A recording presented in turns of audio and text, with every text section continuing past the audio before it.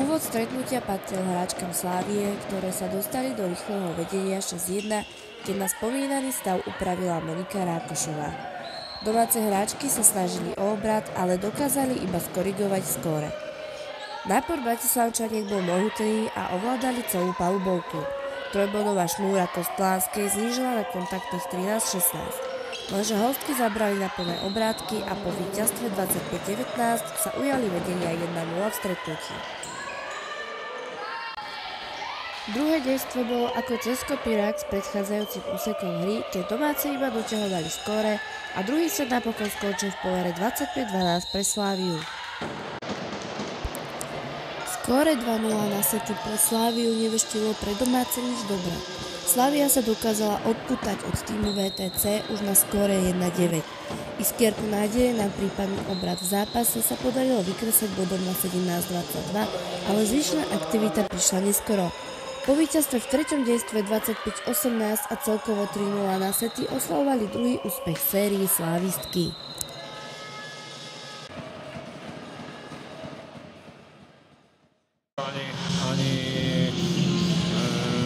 V jednom sete podľa môjho názoru nevyskúšali, využili sme akurát slabšiu koncentráciu Slávie, aby sme skorigovali stav rovnako jak prvý, tak aj tretí set.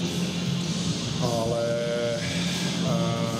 nenašla sa jedna jediná, ktorá by nakopla družstvo a Slávie musíme hrať úplne inak samozrejme. Príčina je, že proste dneska slabo prihrávali, slabo útočili, bolo to nepresné, málo agresívne a hlavne sme nebojovali. Za 2 dní sa toho veľa vylepšiť a trénovať nedá a celé toto obdobie play-off je o hlavách a musíme si akorát vyčistiť hlavy. Podľa môjho názoru, to sa pokiaľ sme hrali ináč, ako sme hrali dnes. Viac dôvodov na radosť mal po výhre tréner Slavie Bratislava Martin Hančík. Tak v prvom rade musím pogratulovať dievčatám k druhému víťazstvu v semifinále play-off.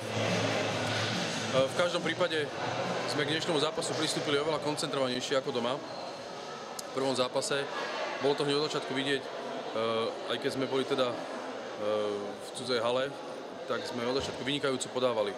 Dostali sme supera dosť pod tlak a vytvorili sme si výborný náskok v tom prvom sete.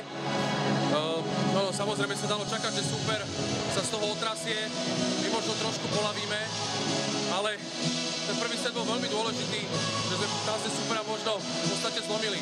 Vyšli nám činnosti ako blok, fantasticky režirované výbornou Monikou Rákošovou. Nezlyhali sme na prihrávke a protiútok z okraju siete, ale aj zo stredu bol naozaj veľmi dobrý. No, druhý set sme v tom vlastne pokračovali, výborným servisom sme super, hlavne taktickým servisom sme super odtiahli od siete. Začal chytať, začal riskovať na servise, vychádzalo mu to a si myslím, že sme museli v koncovke ešte dosť zabojovať, aby sme to nakoniec uhrali. Už priebeh ďalšieho zápasu na palubovke Slávie výrazne napovie o možnom finalistovi v extralíge volejbalistiek sezóny 2014-2015. Pre FMK Juraj Adámek, Lukáš Trop a Veronika Sivuková.